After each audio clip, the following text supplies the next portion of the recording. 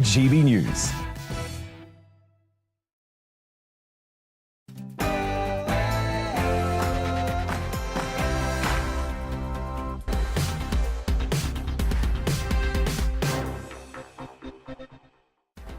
Hi there, welcome to Brazier, fast-paced news from 4 until 6. Questions requiring an answer on today's show. Why were so many of the civil servants your taxes pay for still not in the office today?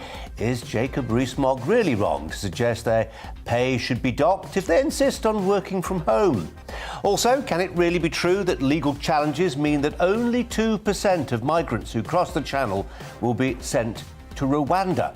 And when will house prices start to fall? Experts predicted that mortgage rates and the cost of living crisis would put the brakes on the property market. Instead, we've just had a record high for 3 months in a row. Plus, police hand out 5 points to a motorist who drove too close to a cyclist.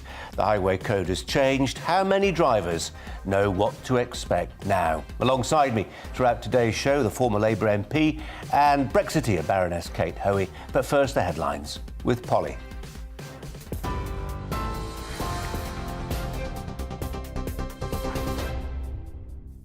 Good afternoon, just after 4 o'clock. I'm Polly Middlehurst in the GB newsroom. And police have confirmed 4 victims stabbed to death in southeast London were aged in their 30s, 40s and 60s. The 3 women and a man were found with injuries at a home in Bermondsey. A man in his 20s has been arrested on suspicion of murder. It's believed that all 5 people knew each other. Chief Superintendent Colin Brazier described the incident as deeply shocking.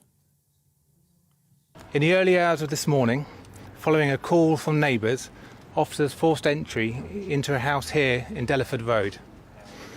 Inside the house, they made a dreadful discovery of 4 people who had been stabbed. Despite the best efforts of officers and paramedics, all 4 people were sadly pronounced dead at the scene. In other news today, the press regulator has received 5,500 complaints over an article about the deputy Labour leader. The Mail on Sunday newspaper reported claims by an unnamed Tory MP that Angela Rayner had tried to distract the Prime Minister in the Commons by crossing and uncrossing her legs. Ipsos is looking into possible breaches of the editorial code in the article, and the Prime Minister says it was unacceptable. I thought it was the most appalling load of a sexist, misogynist tripe, and I immediately got in touch with Angela, and we had a very friendly exchange. And you know, if we ever find who was responsible for it, well, I don't know what we'll do with them, but we'll be the terrors of the earth. But you know, it's totally intolerable, that kind of thing. The Defence Secretary says the UK will give Ukraine a small number of armoured vehicles fitted with launchers for anti-air missiles. Addressing the Commons in the last half hour, Ben Wallace said UK intelligence reports roughly 15,000 Russian personnel have been killed during the conflict. To date, we have provided more than 5,000 anti-tank missiles, 5 air defence systems with more than 100 missiles, 1,360 anti-structural munitions, 4.5 tonnes of plastic explosives. Mr. Speaker, the quickest route to help Ukraine is with similar equipment and ammunition to what they already use. Meanwhile, Ukraine is asking the United Nations to act as initiator and guarantor of any humanitarian corridor from the steel plant in Mariupol on the south coast of Ukraine, where more than 1,000 people are still attempting to shelter from war. Casualties are also being reported after 5 railway stations came under fire in the country, including one on the outskirts of Lviv. Well, earlier, the US Secretary of State Antony Blinken and the Defence Secretary Lloyd Austin announced a further £500 million worth of aid as they travelled to Kyiv. Blinken says there's evidence the battle for the capital has been won, and the US will now carefully decide when to reopen its embassy. Boris Johnson says it's very important to have a French president who can be relied upon over the war in Ukraine. That comes after Emmanuel Macron beat his right-wing opponent, Marine Le Pen, in the presidential elections in France. She previously held close ties with Vladimir Putin. Macron took 58% of the vote to secure a second term in office, the first French president to do so in 20 years. The Duke and Duchess of Cambridge have attended a service at Westminster Abbey to commemorate Anzac Day. Earlier, Prince William laid a wreath at the cenotaph to remember the Australian and New Zealand Army Corps personnel who were killed during a battle in Gallipoli during World War I. 130,000 lives were lost. Anzac Day originally commemorated the ill-fated Allied landings, but now honours troops from all conflicts. A manuscript by the novelist Charlotte Bronte will return to her home in Yorkshire after a charity bought it. The 15-page miniature manuscript, smaller than a playing card, written when Bronte was just 13 years old, has been bought for just under £1 million and will be donated to the Bronte Parsonage Museum. It's the last of over 24 little books, which are dated December 1829 and contain 10 poems. You're with GB News. We'll have more news as it happens. Right now, it's time for Brazier.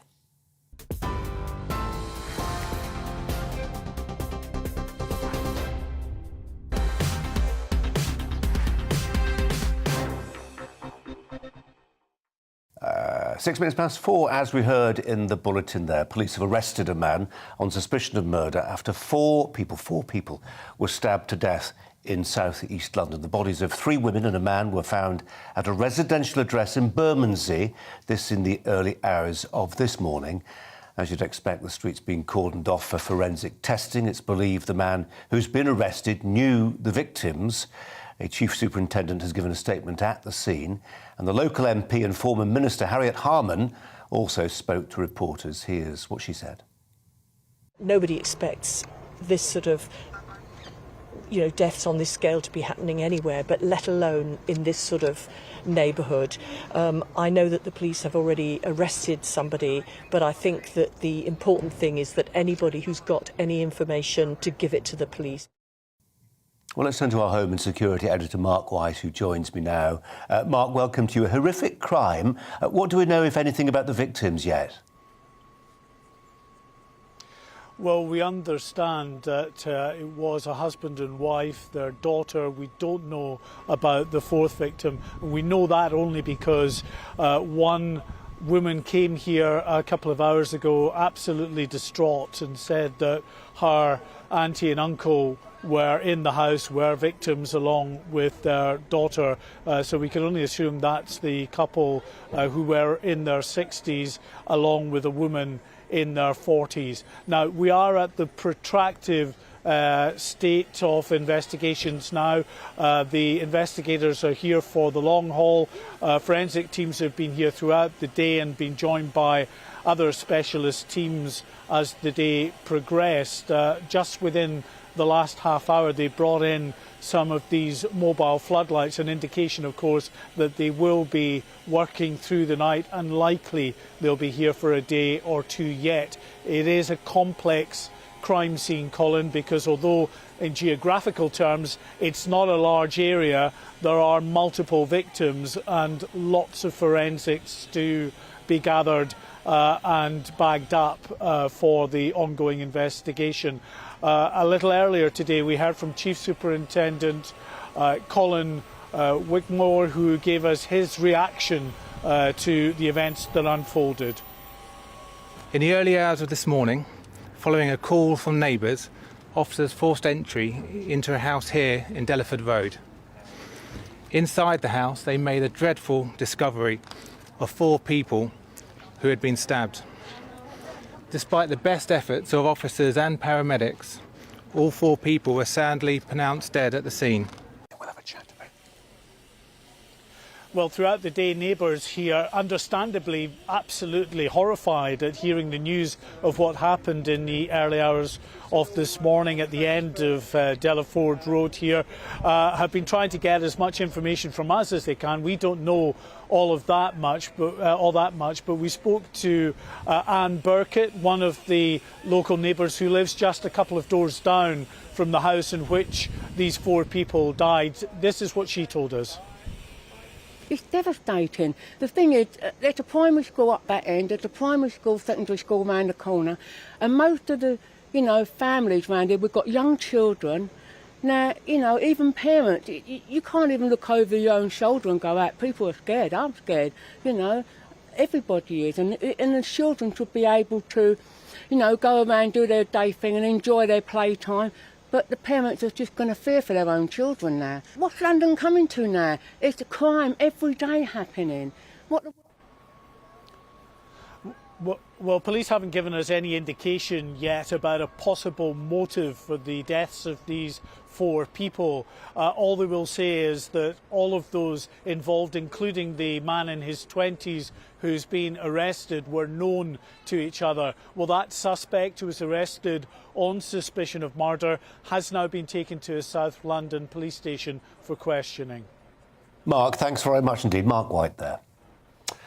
Let's take you abroad now. Emmanuel Macron has retained the French presidency after seeing off a right-wing challenge from Marine Le Pen. It was a more convincing victory than some had predicted, but the anti-immigration, Eurosceptic candidate nonetheless won a share of the vote that redefines the political landscape in France.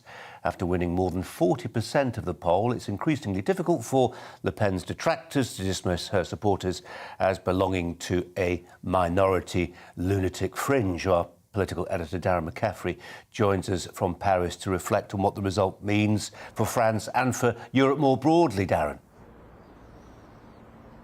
Yeah, indeed, Colin. I think you're right in suggesting that Marine Le Pen is pretty happy, actually, having even lost for 3 times in a row. She's still pretty happy because, as you've rightly pointed out, she got over 40% of the vote last night. At each turn of these elections, every 5 years, she has increased her share of the vote quite substantially. It was only 17% 15 years ago. And there is a thought process that if she was to run again, and there's no sense that she wouldn't, that she could potentially win, though, as with politics, always quite difficult. I think, at the same time, we shouldn't allow that to detract in some ways from Emmanuel Macron's victory, in the sense that he is the first presidential candidate to have won 2 terms in the last 20 years. He's the first one to win while his party was also in government since the foundation of the Fifth Republic many, many decades ago.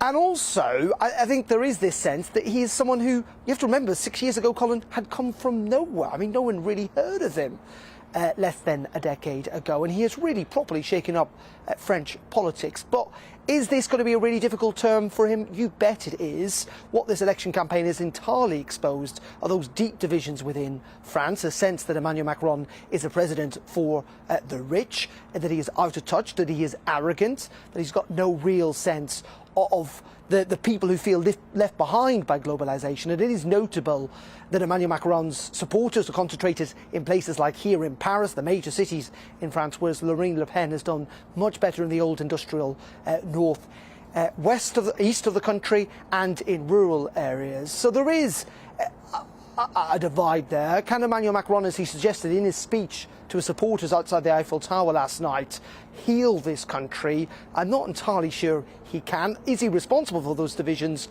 Clearly not entirely. What does it mean for Europe and for us? I think largely, clearly there was a sigh of relief in European capitals last night. This is a French president who gets his supporters not just to wave the French tricolour, but also the European Union flag as well. He is probably the most European of major EU leaders, someone who's now probably the most senior EU leader, if you like, given that Olaf Scholz, the German Chancellor, is only in power for a couple of months. Though with the UK, I suspect those strained relations we've seen between him and Boris Johnson are likely to continue.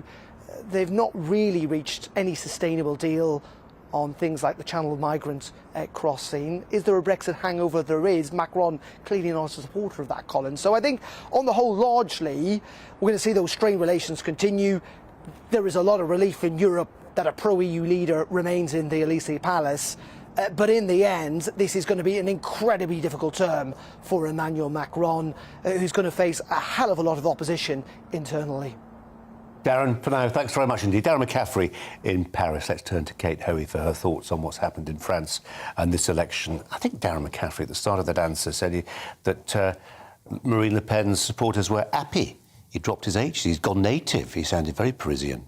I'm making a joke. That rural-urban divide, We've seen that before, haven't we? Yes. It reminds me a little bit of David Goodhart's famous somewheres and nowheres a little bit. Do you discern that? And I think, yes, and I think people who know France quite well from this country will tell you that once you get outside Paris, it's just completely different. It's a bit like what we saw during the whole referendum campaign, you know, the journalists who never really got out of London, the establishment people who just thought everybody thinks like us. On Twitter. And feel that they're being ignored, the public outside those areas. And I think that's obviously the same in France, that Le Pen has picked up people who feel that they have been completely ignored. Now, whether it will in any way influence Macron's policies that she did so well is hard to see. And I think for us in the United Kingdom, it's really, really interesting because he is now going to be the big wig in the EU, isn't he? Yeah. Because inexperienced German Chancellor. Yeah. Yeah. And, you know, this would be an opportunity for him to be much more reasonable about the immigration issue to do with the Dover situation. But who knows? And, you know, I'd be surprised if Le Pen disappears. It does look like that type of politics and the kind of populism is growing each election. Well, on that, and help me with this. I mean, I was in Brussels for a few years and covered the 2002 French presidential election when her dad, Jean-Marie Le Pen, was contesting it against Jacques Chirac, who won. And at the time then, it felt absolutely right and fit and proper to talk about him being a far-right candidate. I looked at the scripts today and saw it written in as far-right candidate, and I scratched my head and thought, she's got 40-odd% of the vote. What should we call her? Yes, and I think the media, particularly in this country, have loved it, the way they've been able to call her far right. There's no doubt about it, she has got rid of a lot of the people who might have been seen as real fascists, and her father obviously was. But clearly she has used the time since the last presidential election, when she did so badly in the end, to reform her party, to kind of reinvigorate it, and to move in the direction of where the average sort of person outside the kind of metropolitan areas are. And most of them are not, you know, they're not fascists, but they want to be listened to and they want to see changes. And there is a scepticism there about the European Union in France too, which she has built upon, even though she didn't make that the big issue. So it's going to be an interesting few years because he's got the elections coming up very soon again for his parliament, although it doesn't have the same powers. We haven't got time to talk about this. Maybe we will the next time. It was really interesting how many young people were saying they were going to turn out for Le Pen. For Le Pen, exactly. Let's move on to politics of a very different kind, teeth in. Boris Johnson reportedly getting ready to tear up part of the post-Brexit deal on Northern Ireland, sources confirming that ministers are drawing up plans, laws indeed, that could allow the UK to unilaterally suspend parts of the Northern Ireland Protocol. The controversial legal provision ties, as you know, Northern Ireland to EU goods regulations and creates effectively that border in the Irish Sea. The new legislation will allow ministers to switch off contentious border checks on goods crossing the Irish Sea, which have been blamed for disrupting trade and causing some shortages too. Also today, senior judges in Belfast announced that a pan-unionist legal challenge to the protocol can proceed directly to the UK's highest court, to the Supreme Court. The coalition seeking to declare the protocol as unlawful includes my guest today, Baroness Hoey. So her thoughts and reaction to that would be apt, wouldn't it? You pleased? Very pleased. It was very unusual for the Court of Appeal in Northern Ireland, having ruled against us, to automatically allow us to go to the Supreme Court. Normally they would say no, and then we would have had to apply. But they made it very clear that the constitutional aspect of this, and of course they ruled in a sense in our favour, even though we lost, which sounds a bit silly, but they ruled that the Act of Union had been changed, but they then said, but it's been allowed to by Parliament through the way that, you know, it has been subjugated by Parliament. And therefore our whole contention is, you know, does the rest of the United Kingdom even know this? Is that suddenly we have allowed, because MPs certainly didn't know it when they voted for the protocol. And so I'm very pleased. I mean, it will be probably some time before we get to the Supreme Court. But I think in the meantime, you know, this is sending a signal to the government. And I think the government also, I genuinely believe that the Prime Minister has had enough of the whole protocol issue, the way it's been deliberately used by the European Union. Will Brussels wear it? How much does this affect Thursday's elections in Northern Ireland? Well, I don't think it's going to affect. The elections are next week, and obviously until we see the legislation, we've had a lot of promises in the past about invoking Article 16, about doing something, and every government minister says, yes, the protocol is not working. Now we think they are serious about getting legislation, and this legislation would simply make it very clear that we run our own country, that we're taking back that part that allows the EU to run Northern Ireland, because Northern Ireland is being pushed further and further away from the rest of the United Kingdom. And, people have not had a real say in that, and there's been no consent to that. So that's why I'm hopeful that in the midst of everything else that's going on for the Prime Minister, he does now recognise that something has to happen. And of course, Ukraine has always said, we can't do anything because of Ukraine. But, the EU standing up for Ukraine's right to be a constitutional country, properly, recognised, and that's really what we want for Northern Ireland, to be part of the United Kingdom, which is what it's supposed to be. Yeah, it's all about sovereignty, or part of it's about sovereignty. Yeah. Kate, for now, thanks very much. Coming up, will the Rwanda migrant plan fail? A new analysis suggesting 2% of illegal Channel migrants will be sent for offshore processing. First, the weather. Hello, this is Alex Deakin with your latest weather update from the Met Office. Not much rain around for the rest of this week. Many places seeing sunny spells by day. Temperatures around average during the day, but some cold nights ahead with a touch of frost. High pressure is dominating, keeping things dry, but around the high, the winds are coming down from the north. Hence why it is going to be on the cool side, particularly in the east, where we'll have a lot of cloud over the next few days as well. We've seen a few scattered showers today across parts of England, southern Scotland. They're fading away through the evening, most having a dry night. The cloud increasing once more, though, over northeast Scotland. Maybe a few showers here, but generally a dry night with clear skies and light winds and tumbling temperatures down to 3 or 4, even in towns and cities, which means in rural areas we will be close to freezing and a touch below in a few spots. So a chilly start to Tuesday, but generally a dry and a bright day. Certainly sunny spells across Wales, the Midlands, southern England.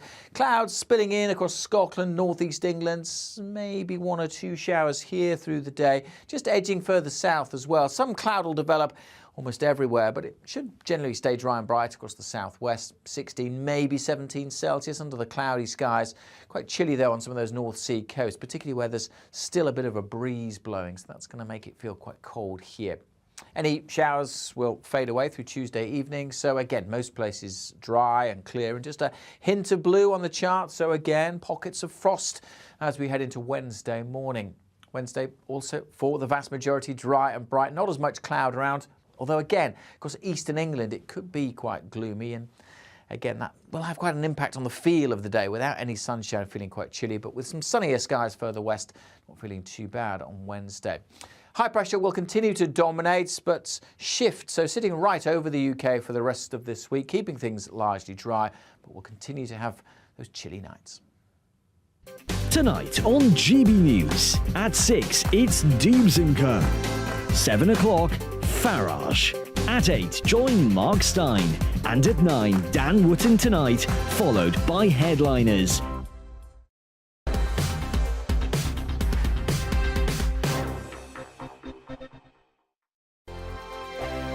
Hello, I'm Michelle Dewberry, and you can join me every weekday 6 till 7 on Dubes & Kerr. Me and my panel will get stuck right into the day's events, and I can tell you, in fact, I can warn you, expect some robust debate, some strong opinions and perspectives from both sides of the fence. It's about you at home as well. I love to read out all of your comments, or at least as many as I can. So join me, Michelle Dewberry, Monday to Friday, 6 till 7 on Dubes & Kerr. On radio, they call it the drive time slot, 4 p.m. until 6 p.m. as listeners head home. It's that part of the schedule when the dust of the day's events begin to clarify, and we try to make sense of it for you. Brazier is drive time for radio and TV. It's fast, it's punchy, it's opinionated, there's a Brazier angle and a little bit of levity. That's the question. That's 2 questions, actually. That's Brazier, Monday to Thursday, 4 till 6 on GB News. Hello, I'm Patrick Christie's. And I'm Mercy Moroki. Make sure that you join us Monday to Thursday, 10 a.m. until midday, right here on GB News for To The Point.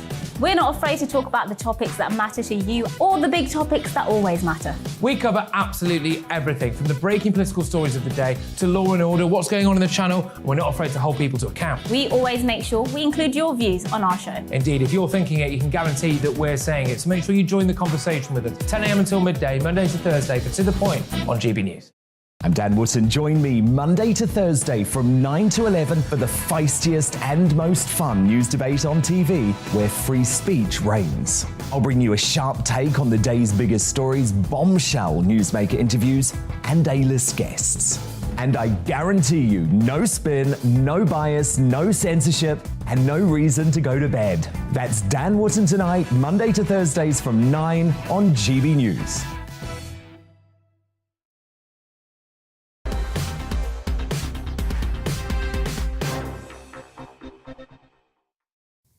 25 minutes past 4. Priti Patel's scheme to send Channel arrivals to Rwanda could see fewer than 200 sent to Africa every year, according to new analysis. Could it therefore effectively fail? Just 2% of people who arrive in the UK by boat every year are deemed inadmissible to the asylum system, the criteria that will be used to determine who can be sent to Africa. Let's turn to the Director of the Centre for Migration and Economic Prosperity, that is Stephen Wolfe. Stephen Wolfe, thanks for your time. This idea of 2% of those people who are deemed inadmissible being sent to Rwanda, it's coming from the Refugee Council. I'm guessing they come from a particular perspective, but it's based on Home Office figures. What do you make of that number? Well, I think if you look at the numbers, the question of whether one is inadmissible under the UK rules are whether someone has come from a country that is deemed safe, such as France or Belgium. And as a consequence of that, when you come to the UK, someone from the Home Office has to assess you and deem you being inadmissible and then effectively write you a letter. And where the Refugee Council is correct is that those letters just haven't been forthcoming. I think 172. So the administration of people being deemed inadmissible is woeful. It's just not been working. That doesn't mean that the numbers who are coming across aren't inadmissible. It just means they've not been deemed so and given a letter saying so. So what we're hoping is that under this new scheme, the refugee scheme to transfer people to Rwanda, the government gets its act into gear, says as soon as you arrive from Calais, we can deem you inadmissible. Why not having someone there and then hand you that letter and then it would go? If they do that, the system will work. If they do it under the current system where the administration is woeful, it will fail. Stephen Wolfe, just as you conjure up that image of people almost the moment they disembark from a boat being presented with this letter instructing them that they will be sent to Rwanda because they are deemed to be inadmissible to that asylum process. Do you expect we're going to see a situation where you've almost got on the beach or shortly, close to where that's happening, a rival process going on, human rights lawyers serving a different kind of injunction with a different kind of letter, trying to block that process? Well, I imagine you're quite right. That's exactly what will happen in the near term, because at the moment, when one arrives, they're either processed at the Kent Intake Unit, for example, or the assessment centres, and then one of the large companies that has the contracts either takes them to one of their accommodation units they've got available, or if not, which is more likely the case now, they have to go to hotels. And they've had an assessment process, and at that process, they're given names and numbers of people to help them contact them to make their claim. They'll get access to lawyers. They'll get access to organizations like the Refugee Council. And so that happens immediately. I don't expect that to stop. And consequently, I imagine that the lawyers will be ready for this, because what they want immediately is to get a case into court as soon as possible so that they can stop this process happening and tie the government's hands down in the court system. So this will happen, and it'll happen very quickly. The only thing that we know is that, Colin, is that the government expects lawyers to anticipate doing this. And so I hope, as Boris Johnson mentioned in his initial speech, they've also got a legal team prepared for action. Didn't he? That his guesstimate was that thousands, tens of thousands of people could make that journey to Rwanda. Do you think that's realistic? Or actually is what's really going on here a propaganda effort to dissuade people from making the journey? It's about deterrence. Well, of course, the propaganda effort is important. I mean, we've seen that. We've got propaganda going on both sides in terms of the wars that we've seen in the past and the one that's going on now. We hear propaganda over masks. We have propaganda over political decisions. You even interviewed a moment ago how the press love calling Marine Le Pen far right. It's just part and parcel of our day-to-day politics. What people will expect in the country, particularly those going to the polls or those expecting Boris Johnson to uphold his debate and argument of Brexit, is that he does transfer tens of thousands to Rwanda for assessment. If he fails to do so, it doesn't matter how much propaganda he's doing for the people traffickers, because they will learn very quickly that it's not happening, that they still can get here and still stay. So it's a dual issue that he's got to try and face. And the most important one is how he deals with those who believe that this is a proper action from those in the electorate at the moment in the UK. Stephen Wolfe, as ever, thanks so much for your time. Thanks a lot. Kate Hoey is with me here in the studio to reflect on this. Kate, I remember when this announcement was made by the Prime Minister in Westminster, and you had Priti Patel in Kigali. Twitter exploded, absolutely exploded. But it struck me at the time, and it still does, as quite cute politics, if that's not an inappropriate word or description of something that's going to affect real lives. What do you make of it? Well, I think actually what Stephen said about the timing and the speed is really, really important. I think if the government could manage to get one plane load of failed asylum seekers, or they're not failed asylum seekers, the migrants who've come across illegally on a plane to Kigali, that would be sending out a signal that the government means it. If we have to wait for some long legal action, and doesn't the government win there as well? They just say, look, lawfare, all the usual suspects, blocking the will of the elected representatives of the people. Well, you would hope that that's the kind of thing that would happen, but I'm afraid almost these days you suddenly worry sometimes about the courts themselves and whether they have, and when we saw it with the establishment of the Archbishop of Canterbury coming out and then other people coming out. I mean, I'm in the House of Lords. I would draw a distinction between Archbishop Welby and the courts. I mean, I think that's an important distinction. Absolutely. I wouldn't dream of putting the two in the same. But even in the House of Lords, getting any kind of legislation through in this will be almost impossible because they just won't. But I do genuinely think that what has really annoyed me is the way people... Now, I haven't been to Rwanda, but I've been to a lot of other African countries and I've spent a lot of time working on Zimbabwe and other countries. And somehow the way that our whole media and our kind of leading lights in politics, treated Rwanda as if it was really in the Dark Ages. Now, I know they had a terrible, terrible atrocities that went on, but Rwanda has changed, and somehow this idea that it was almost like inverse racism, wasn't it, about us sending anything to... So I just hope the government, you're right in a way that it could be just a sort of idea to get people to think, oh well, something is happening. But no one else has come up with anything. No, and that's the key thing, isn't it? And you're absolutely right. It did explode this idea that actually it's about safe havens or not.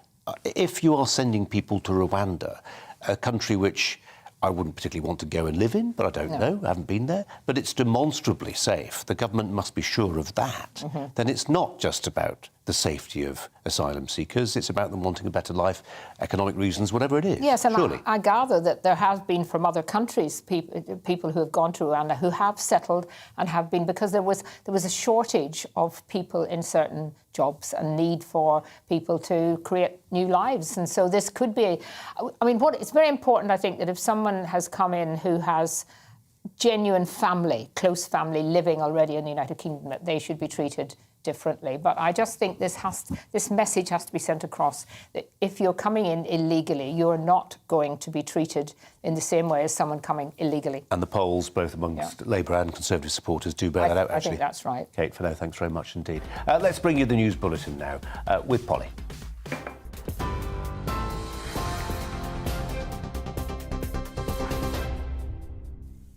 Colin, thank you. The headlines. Police say 4 victims stabbed to death in southeast London were a man and woman in their 60s and 2 women in their 30s and 40s. They were discovered by officers at a property in Bermondsey in the early hours of this morning.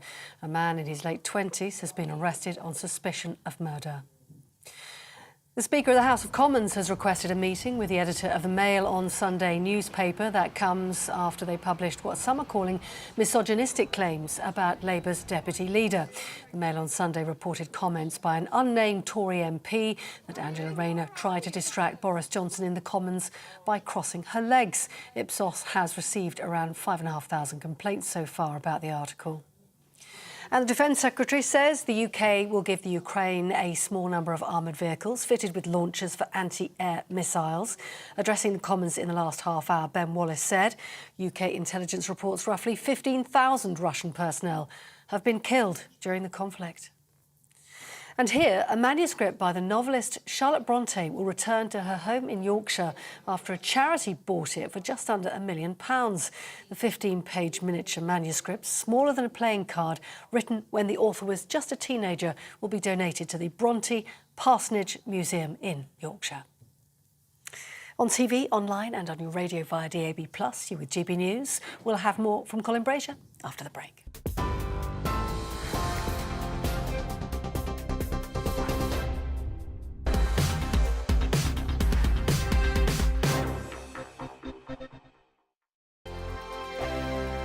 Hello, I'm Michelle Dewberry and you can join me every weekday 6 till 7 on Jubes and Kerr. Me and my panel will get stuck right into the day's events, and I can tell you, in fact, I can warn you, expect some robust debates, some strong opinions and perspectives from both sides of the fence. It's about you at home as well. I love to read out all of your comments, or at least as many as I can. So join me, Michelle Dewberry, Monday to Friday, 6 till 7 on Jubes and Kerr. On radio, they call it the drive time slot, 4 p.m. until 6 p.m. as listeners head home. It's that part of the schedule when the dust of the day's events begin to clarify, and we try to make sense of it for you. Brazier is drive time for radio and TV. It's fast, it's punchy, it's opinionated, there's a Brazier angle and a little bit of levity. That's the question. That's 2 questions, actually. That's Brazier, Monday to Thursday, 4 till 6 on GB News. Hello, I'm Patrick Christie's. And I'm Mercy Moroki. Make sure that you join us Monday to Thursday, 10 a.m. until midday, right here on GB News for To The Point. We're not afraid to talk about the topics that matter to you, or the big topics that always matter. We cover absolutely everything, from the breaking political stories of the day to law and order, what's going on in the channel. We're not afraid to hold people to account. We always make sure we include your views on our show. Indeed, if you're thinking it, you can guarantee that we're saying it. So make sure you join the conversation with us, 10 a.m. until midday, Monday to Thursday, for To The Point on GB News. I'm Dan Wootton. Join me Monday to Thursday from 9 to 11 for the feistiest and most fun news debate on TV, where free speech reigns. I'll bring you a sharp take on the day's biggest stories, bombshell newsmaker interviews, and A-list guests. And I guarantee you, no spin, no bias, no censorship, and no reason to go to bed. That's Dan Wootton tonight, Monday to Thursdays from 9 on GB News.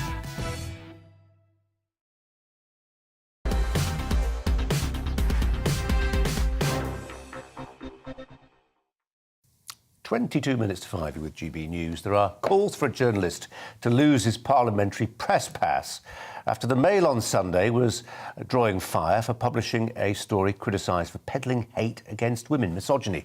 The report quoted an unnamed Tory MP who said that Angela Rayner, Labour's deputy leader, repeatedly crossed and uncrossed her legs when sitting opposite the Prime Minister in the House of Commons. The MP suggested she did this as a deliberate tactic to put the PM off his stride. Boris Johnson has written to Ms Rayner to insist that what he described as misogynistic claims were unacceptable. There is widespread agreement in Westminster that the comments amount to a sexist smear, but what to do about them? It's been suggested the journalist involved should lose access to the House of Commons and the Tory party should find out who spoke to the paper, but that's unlikely, given that reporters are, I would say, justifiably reluctant to give up their sources. Well, joining me to discuss this, the director of the Conservative group Blue Beyond, Olivia Lever, and here in the studio, Baroness Kate Hoey. To ponder on this one, sensitive territory, Olivia Lever, what do you make of it? I think it's reflective of quite a wider issue that is in politics. It's not necessarily unique to the Tory party. And I think any young woman in politics will tell you that they receive as much sexism from the other side of the political spectrum that they sit on. And it really was a disgusting comment, and it really did get a lot of people backed up, quite deservedly, really. A disgusting comment, Kate Hoey, it may have been, but should the Speaker be getting involved? Kate Hoey. The Speaker, no, I think it's ridiculous, the Speaker. I mean, I don't mind him writing a letter, but I think, quite honestly, it's nonsense if he's trying to say that, journalists can't write things. I mean, no one has to read them. You don't have to believe it. I mean, you don't believe half the stuff we read in the newspapers anyway. And I just think the whole thing has been such a ludicrous story. Anyone who knows anything about the House of Commons and knows particularly about Prime Minister's questions is that, people are concentrating, and certainly the Prime Minister is concentrating on Keir Starmer and what he's going to ask him next and what he should be saying and the people all around him, the idea. And poor Angela Rayner, I mean, if she wants to cross her legs, fine. I mean, people do all sorts of things. It reminds me a little bit of when I was in Ghana recently and I met the Asantehene, and one of the rules is that when you sit there, you're not allowed to cross your legs. You genuinely are not. And honestly, it was so difficult to sit there completely calm and not move my legs. So I think the whole thing's a storm in a teacup. Absolute nonsense, and I think the Speaker should not really be getting involved in this at all. Olivia Lever, can I just put a couple of tweets to you if I've got time? Matt Chorley, who's, a fairly reasonable political commentator, Times Radio, who says, for instance, say what you like about the absurd Mail on Sunday story, but it's mad to suggest that who gets to report in Parliament should be decided by politicians or Twitter. The answer, and it's hard to disagree with this, the answer, says Matt Chorley, is don't buy the Mail on Sunday, not seeking to be a state-approved journalist who only writes nice things. This has gone beyond where it started, as these stories often do, Olivia. Yeah, I mean, I certainly I'm quite the advocate of free speech, and I don't believe that any journalist should lose their lobby pass over something such as this. But I do believe that the best way that people can take action against misogynistic journalism is to boycott, for example, the Mail, stop reading their articles, stop clicking their links, for example, when they come up on your Facebook feed. That is the best way to stifle misogyny in journalism. Well, just let's expand that out a little bit, Kate Hoey. I mean, I agree with Olivia, actually. I think if you don't like what a newspaper writes, don't buy it. You don't have to. But then we've seen in recent years, haven't we, that extended. So you'll get, I think, one instance, one well-known train operator stopped stocking, I think it was the Daily Mail.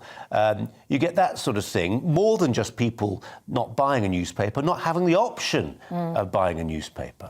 Yeah, I'm a great critic quite often of the media and certain aspects of the media and bias that there was, for example, during the referendum campaign and so on. But I am also fundamentally need to keep a free press in this country. I think it is one of the things that sets us apart from so many other countries. So I would be very, very reluctant to have any kind of, as I think Olivia said, and perhaps we all agree, you don't have to read these things. You don't have to buy the paper.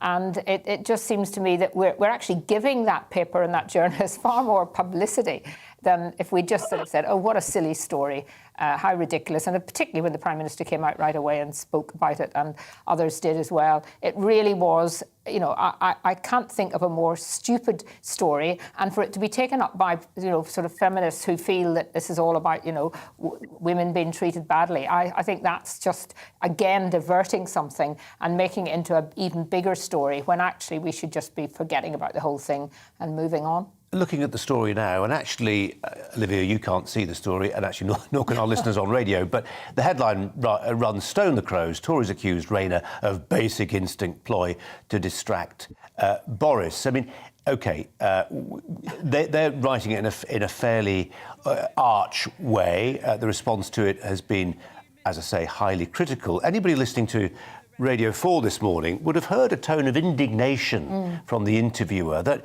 why can't you find Tory minister whoever said this and anonymously said this to the Mail on Sunday? Well, the answer is pretty simple. We live in a country where, like it or not, journalists are not required, on pain of prosecution or other types of pressure, to give up their sources. We may not like the story at all, but that's the way journalism works, or at least it's how it used to work. Olivia, that was a very long-winded question. Any thoughts?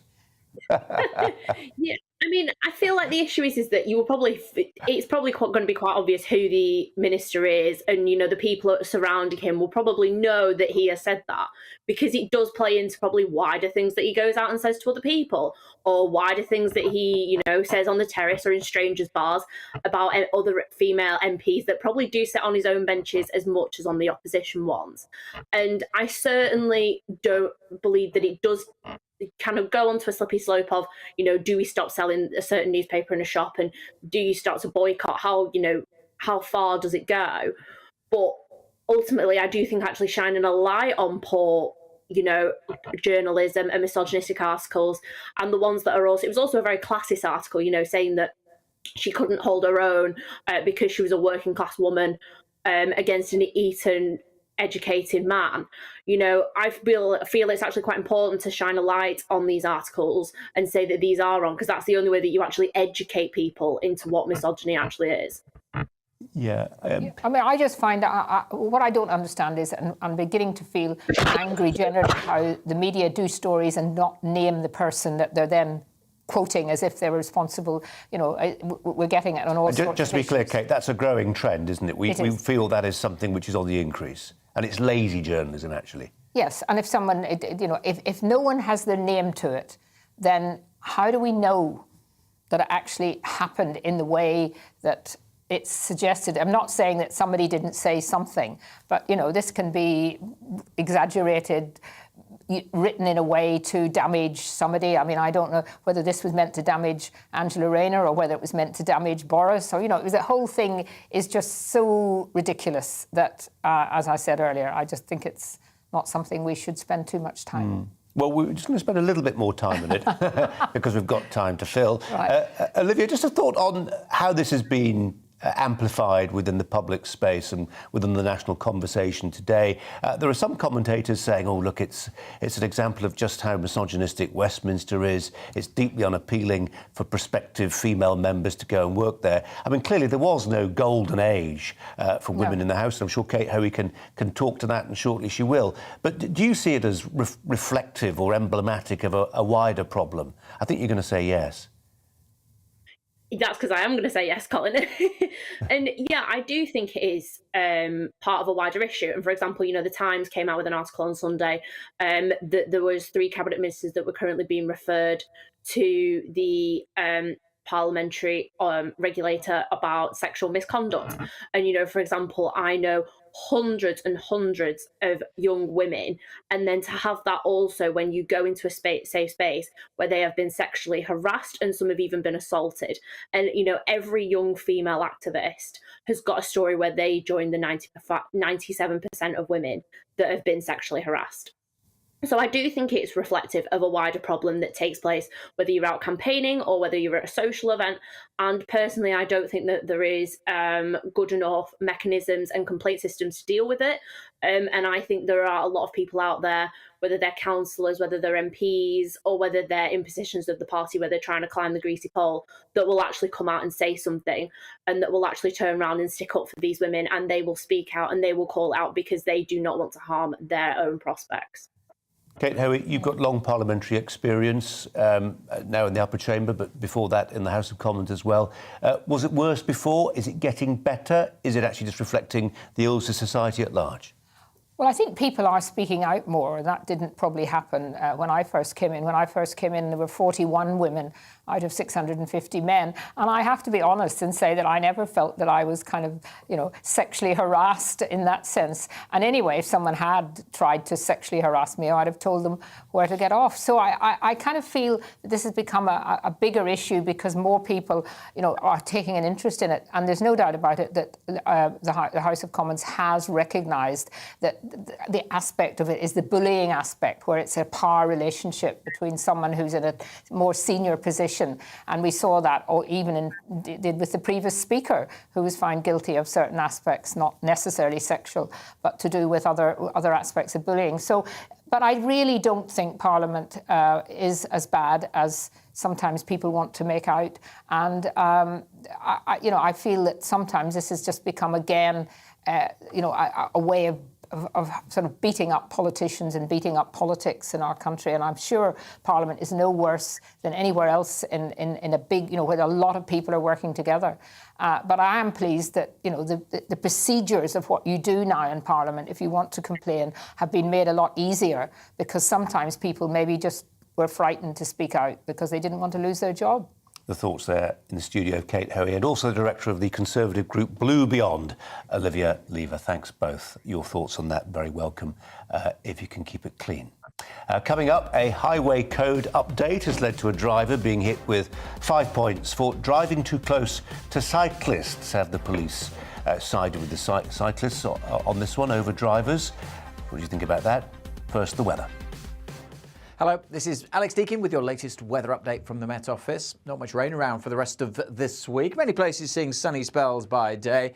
Temperatures around average during the day, but some cold nights ahead with a touch of frost. High pressure is dominating, keeping things dry, but around the high, the winds are coming down from the north. Hence why it is going to be on the cool side, particularly in the east, where we'll have a lot of cloud over the next few days as well. We've seen a few scattered showers today across parts of England, southern Scotland. They're fading away through the evening, most having a dry night. The cloud increasing once more, though, over northeast Scotland. Maybe a few showers here, but generally a dry night with clear skies and light winds and tumbling temperatures down to 3 or 4, even in towns and cities, which means in rural areas we will be close to freezing and a touch below in a few spots. So a chilly start to Tuesday, but generally a dry and a bright day. Certainly sunny spells across Wales, the Midlands, southern England. Clouds spilling in across Scotland, northeast England. Maybe 1 or 2 showers here through the day. Just edging further south as well. Some cloud will develop almost everywhere, but it should generally stay dry and bright across the southwest. 16, maybe 17 Celsius under the cloudy skies.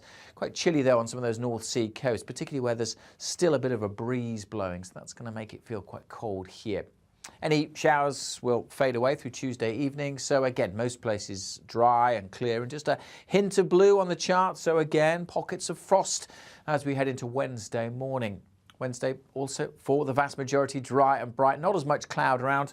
Although again, of course, eastern England, it could be quite gloomy, and again, that will have quite an impact on the feel of the day. Without any sunshine, feeling quite chilly, but with some sunnier skies further west, not feeling too bad on Wednesday.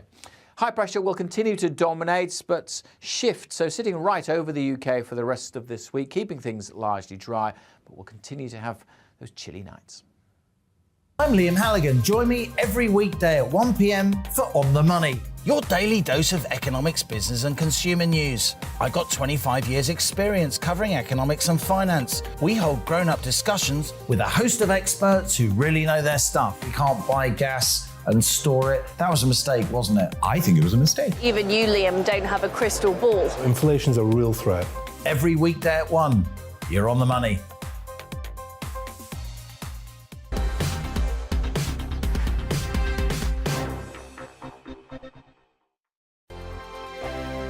Hello, I'm Michelle Dewberry, and you can join me every weekday 6 till 7 on Jubes and Kerr. Me and my panel will get stuck right into the day's events, and I can tell you, in fact, I can warn you, expect some robust debates, some strong opinions and perspectives from both sides of the fence. It's about you at home as well. I love to read out all of your comments, or at least as many as I can. So join me, Michelle Dewberry, Monday to Friday, 6 till 7 on Jubes and Kerr. On radio, they call it the drive time slot, 4 p.m. until 6 p.m. as listeners head home. It's that part of the schedule when the dust of the day's events begin to clarify, and we try to make sense of it for you. Brazier is drive time for radio and TV. It's fast, it's punchy, it's opinionated, there's a Brazier angle and a little bit of levity. That's the question. That's 2 questions, actually. That's Brazier, Monday to Thursday, 4 till 6 on GB News. Hello, I'm Patrick Christie's. And I'm Mercy Moroki. Make sure that you join us Monday to Thursday, 10 a.m. until midday, right here on GB News for To The Point. We're not afraid to talk about the topics that matter to you, or the big topics that always matter. We cover absolutely everything, from the breaking political stories of the day to law and order, what's going on in the channel. We're not afraid to hold people to account. We always make sure we include your views on our show. Indeed, if you're thinking it, you can guarantee that we're saying it. So make sure you join the conversation with us, 10 a.m. until midday, Monday to Thursday, for To The Point on GB News. I'm Dan Wootton. Join me Monday to Thursday from 9 to 11 for the feistiest and most fun news debate on TV, where free speech reigns. I'll bring you a sharp take on the day's biggest stories, bombshell newsmaker interviews, and A-list guests. And I guarantee you, no spin, no bias, no censorship, and no reason to go to bed. That's Dan Wootton Tonight, Monday to Thursdays from 9 on GB News.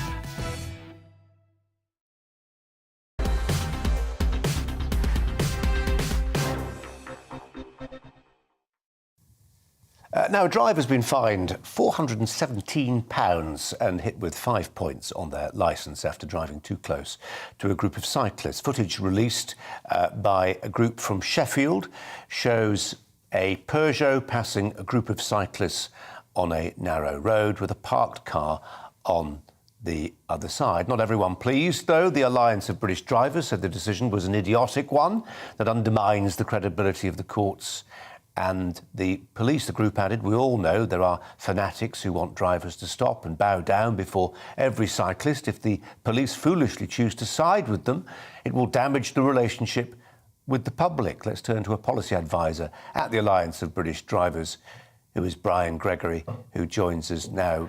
Brian Gregory, welcome to you. Thanks for joining us. Appreciate your time. Just looking at that footage. I'm picking up very little of your audio. It's breaking up very badly. I did try it earlier with a headphone, and I know you don't like people wearing headphones, but I think I'll be able to hear you better if I can. Well, pop them on. Brian, pop them on. You pop them on. And while you're doing that, I'll just turn to Kate Hoey for her thoughts on this one. Do you have any? Well, I think there is a very well-organised cycling lobby in this country that will always speak out for the cyclist, and I'm afraid we need some really strong people speaking out for drivers, because quite honestly it's a nightmare these days for a driver, especially now they've changed the highway code and nobody really... Well, we'll come on to that, but surely I think Brian Gregory's got his... Has he got us here? Yeah. Oh, is Brian Gregory there? No. But, no, OK. I mean, it didn't seem from the film, and maybe I would need to look at it closer, that he was actually very near the cyclist. Well, I know, and far be it from me to take up the part of militant cyclists or otherwise, but that car is well over the white line. I mean, it's just whether that's deliberate or otherwise is neither here nor there. I mean, I need to see it again. Well, let's we can have a look at it, can we? Or is anything working? Well, there you go. There we are. There you go. Well, it's all gone in a flash, isn't it? No, it's slowed down. Yeah, he's slightly over. Yes, yes, he is. But the cyclist's quite a long way away, so it's obviously because he's over the white line that well, he's totally, got and the penalty, cyclist not doing, because in the eyes of the cycling. law, I mean, the cyclists are going around a parked car, for one thing. That's fine. I mean, he's in his own... Yeah. Apologies if you're listening on radio, by the way. It's all highly visual. But the themes and the topic matters, doesn't it? We're going to go back. It's a lot of money. It does. Brian Gregory can join us now. He's got his earphones on. Hopefully, there he is. Yeah, I'm Hi, sorry, Brian. Colin, but I couldn't hear you at all. No, it's fine. Well, I'm glad you can now. Just on the footage that we're looking at, Brian. I mean, far be it from me to take up the cudgels on behalf of the cyclist lobby, but it does seem, and I am about to use legal language. It's probably slightly dangerous, but it does seem prima facie a case of the car getting, going on over the white line actually, and getting quite close to cyclists. If that was a child of mine or a friend of mine, I'd be pretty unhappy with the motorist. Yeah, I think the motorist was a little far out. There's no question about that. He could have been closer to the curb, but also the cyclist. I know they're supposed to give 1.5 meters from a parked vehicle, but she, I guess it's a she, is also quite a far way out. I mean, we have had a meeting with Baroness Via, ourselves, the Motorcycle Action Group, Road Haulage Association and Fairfuel UK to discuss this topic, and we did express to Baroness Via the concern that this might lead to more conflict on the roads rather than less. I mean, I'd be interested in the views of a experienced motorcyclist. How would he have conducted himself in that same situation? Would he have waited behind the parked vehicle, possibly, rather than overtaking it? Well, that's interesting because, in a sense, Brian, Yeah, I was going to say, if we're expecting cyclists to behave almost as a car would, that's not happening there, is it? No, it's not. And you could argue that the cyclists, if I can't tell whether it was a lady or a male cyclist, but you could argue that the cyclists had actually put themselves in greater danger by carrying out this manoeuvre, notwithstanding the guy was not as close to the curb as he could have been. But then it's always difficult to judge on some of these narrow roads just how close to the curb, and also whether there might actually be a ditch next to the verge. Yeah. And there'll be people looking at our coverages and saying, you know, this is just one minor incident, but actually, for a lot of the motoring public, for the millions of people, Brian, who are on the roads, and given the changing the highway code, these are the sorts of things that we do need to tease out. Look, Brian, we're out of time. I do apologise for the technicals, but we appreciate your patience. Thanks ever so much for talking to us. It's gone 5 o'clock. OK, thanks.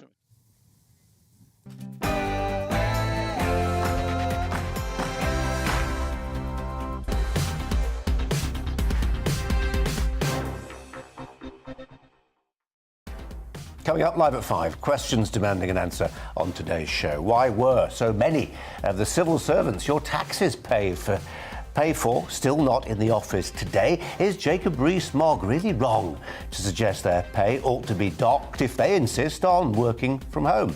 Also, can it really be true that legal challenges mean that only 2% of migrants who cross the Channel will be sent to Rwanda? And when will house prices start to fall? Experts predicted that mortgage rates and the cost of living crisis would put the brakes on the property market. Instead, we've just had a record high for 3 months in a row. Alongside me throughout today's show, the former Labour MP and Brexiteer, Baroness Kate Hoey. But first, the headlines with...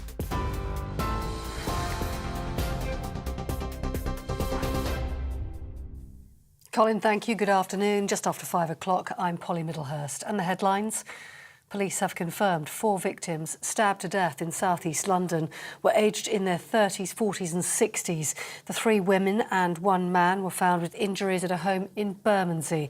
A man in his 20s has been arrested on suspicion of murder. It's believed that all 5 people knew each other. Chief Superintendent Colin Wingrove described the incident as deeply shocking. In the early hours of this morning, following a call from neighbours, officers forced entry into a house here in Delaford Road. Inside the house, they made a dreadful discovery of 4 people who had been stabbed.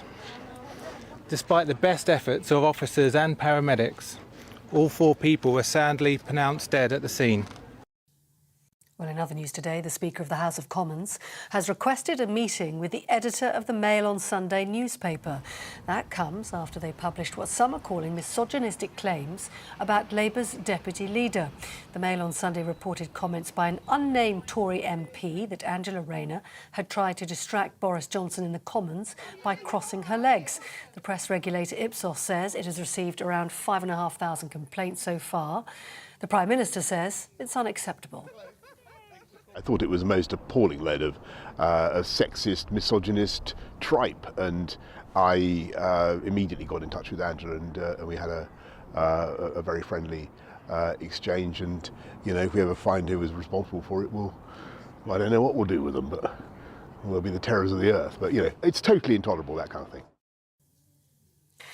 The Defence Secretary says the UK will give Ukraine a small number of armoured vehicles fitted with launchers for anti-air missiles. Addressing the Commons, Ben Wallace said UK intelligence reports roughly 15,000 Russian personnel have been killed during the conflict. He says supplying more equipment and ammunition to Ukraine is the most efficient way to help push back Russian troops. Russia has so far failed in nearly every one of its objectives.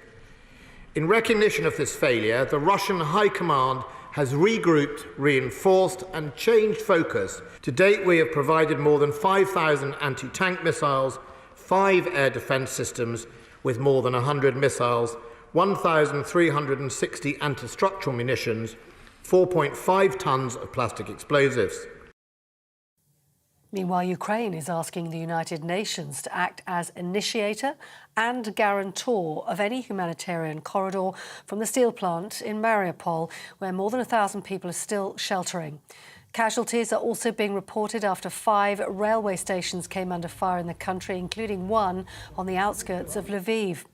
Earlier, the US Secretary of State Antony Blinken and Defence Secretary Lloyd Austin announced a further £500 million worth of aid as they travelled to Kyiv. Blinken says there's evidence the battle for the capital has been won, and the United States will now carefully decide when to open its embassy once again. Boris Johnson says it's very important to have a French president who can be relied upon over the war in Ukraine. That comes after Emmanuel Macron beat his right-wing opponent, Marine Le Pen, in the presidential elections. She previously held close ties with Vladimir Putin. Macron took 58% of the vote to secure a second term in office, the first French president to do so in 20 years. Here, the Duke and Duchess of Cambridge have attended a service at Westminster Abbey today to commemorate Anzac Day. Earlier, Prince William laid a wreath at the cenotaph to remember the Australian and New Zealand Army Corps personnel who were killed during a battle in Gallipoli during World War I. 130,000 lives were lost. Anzac Day originally commemorated the ill-fated Allied landings, but now honours troops from all conflicts. A manuscript by the novelist Charlotte Brontë will return to her home in Yorkshire after a charity bought it for just under £1 million. The 15-page miniature manuscript, smaller than a playing card, written when the author was just a teenager, will be donated to the Brontë Parsonage Museum in Yorkshire. It's the last of over 24 little books, which are dated December 1829, containing 10 poems. You're with GB News, more news as it happens. Now time for more from Brazier.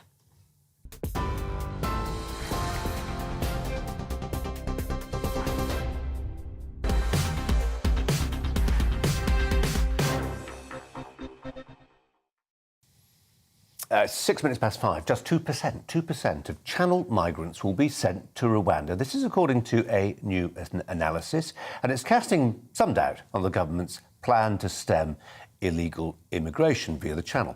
Fewer than 200 arrivals each year are deemed currently inadmissible within the asylum system, and the criteria that will be used to determine who can be sent to Africa requires that people are inadmissible to be moved. The £120 million 5-year programme could fail to make a meaningful difference, say some. Will the UK ever be able to take control of its increasingly lawless border?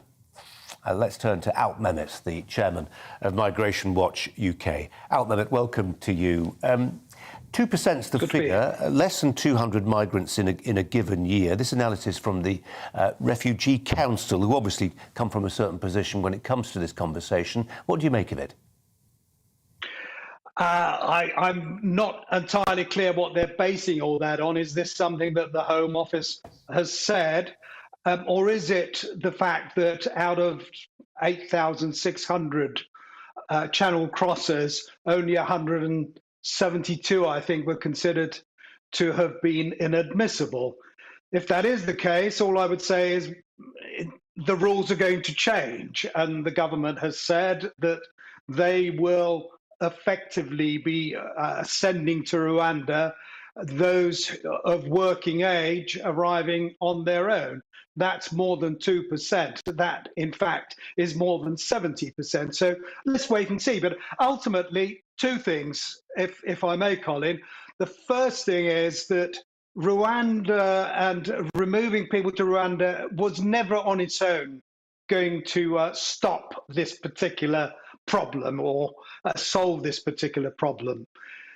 The second thing is it will rather depend on how much will the government has in enforcing its rules when they come into force. So the Refugee Council would say this, wouldn't they?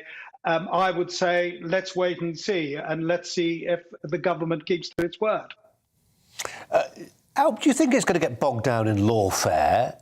Do you think the other potential threat is it only takes one serious incident involving somebody who's been sent to Rwanda in the care of the people who run the hostel in Kigali, whatever it is, for the whole terms of this conversation to shift? Yeah, absolutely. And that's happened in the past. I remember way back in probably 30 years ago when there was going to be an offshore ferry that people were going to be cleared on. And during the, I think, 1989 storm, that Michael Fish said wasn't going to happen, it sank, and that was it. And that was under a Labour government, of course, if I remember rightly. Well, Kate Hoey's here, she'll know. Frankly, whether it's going to work or not, but it will depend rather if the government means what it says it's going to do. Is it, do you think, ultimately, what the Prime Minister's trying to do here, when he made this announcement and there was Priti Patel in Kigali, was it about sending a strong signal of deterrence to people who may be still in a country of embarkation yet, that the government's tone in this country is changing, that it's prepared to countenance measures which would have been unconscionable not so very long ago, and that actually it's calling their bluff. It's saying, if you really are, as somebody who wants to come to the UK, interested just in a safe haven and freedom from persecution, we can provide that for you now. We've checked out Rwanda. It provides those things. So you go there. Otherwise, it's not really about freedom from persecution. It's about other things. It's about joining a diaspora, family members, a better way of life, economic migration. Yes, all that, Colin. You're absolutely right. And in the end, really, it will depend on whether or not the government actually does send people back. Of course, there are going to be all sorts of legal challenges. That goes without saying. But there is new legislation coming on board, and one hopes that that legislation will allow them to put in place the whole mechanism that will dissuade people from coming to this country across the channel. And the whole point at the moment is that they only need to get halfway across the channel, set foot on a British vessel, or indeed land on our shores, and that's it. They're effectively here to stay for good. And it's that mindset that needs to be changed. Whether it does or not, as I say, will depend on whether or not the government is prepared and has the determination to do what it says it's going to do. I'm not convinced at this stage that it will actually happen, but I am happy to be proved wrong, and I will welcome it, because it means that there are a lot of people who won't be risking their lives, frankly, coming to this country, if we can persuade them that it's not the way to do it. Alp Mehmet from Migration Watch. Alp, as ever, thanks for your time. Kate Hoey's alongside me. Alp Mehmet there was remembering previous Labour administrations has struggled with this most intractable of problems.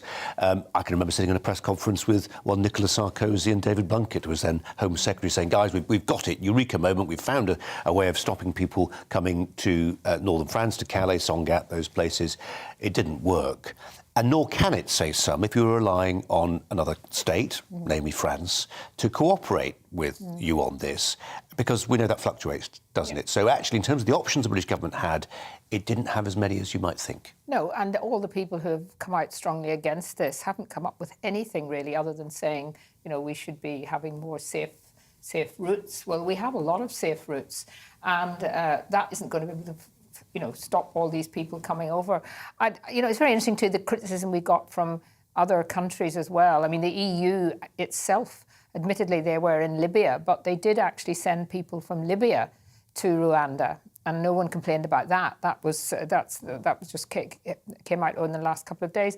And then, I do genuinely think that this is a deterrent. This is about telling people. The communication is amazing. When I went down to Dover myself and saw just how much everybody over in France knows exactly what's happening here. And, we'll see, even in the next week or two, whether perhaps some people might just be put off. They're in a safe country. They're in France. So we have to, I think he's absolutely right. The government the government shouldn't announce things like this unless they actually mean it. Yeah, because it undermines confidence in the government to deliver on things. One final thought. Dominic Lawson in the Sunday Times yesterday making the point that actually our focus in the media, the political media matrix, focused very much on the beaches of southern England. Actually, if you look at the numbers of people coming into the country on things like student visas, it's rocketing. I mean, there's a Brexit dimension to that. We are now choosing who comes into our country, more skilled people, but very often, top of the list, Nigeria, Pakistan, India, in numbers far greater than those coming across the Channel. But we want these people to work in our own economy. Well, yes, and those of us who campaigned for Brexit and talked about immigration, we're not opposed to immigration. What we wanted was to have control.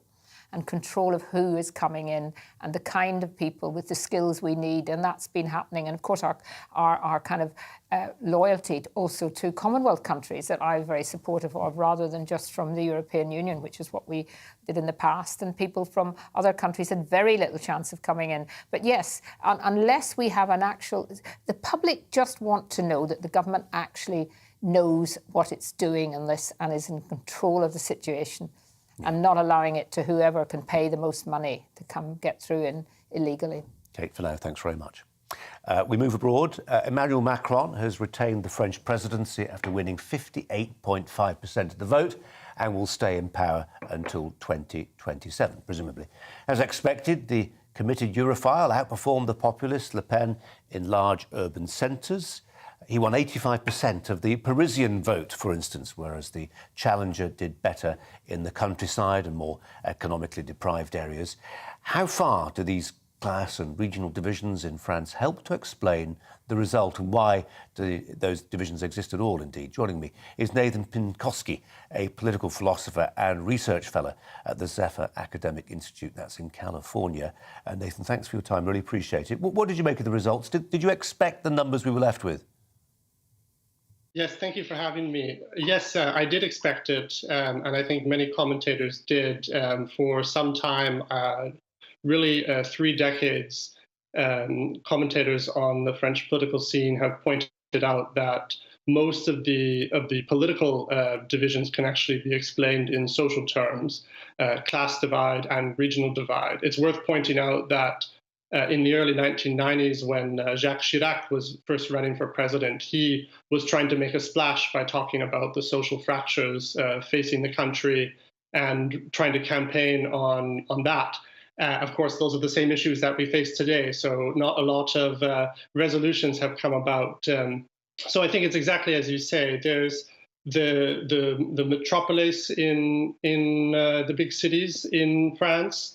Paris and Marseille lean heavily towards Macron because they exemplify what the professional classes think. And then I think the recent shift, something which wasn't so much the case in Chirac's days, but is the case now, is the vote that comes from Muslim immigrants who are more politically active, more organized, and have a coalition that seems to be emerging with those urban professional classes. So that's on the one side, that explains a great deal of Macron's performance, the very high support you mentioned in Paris, 85%.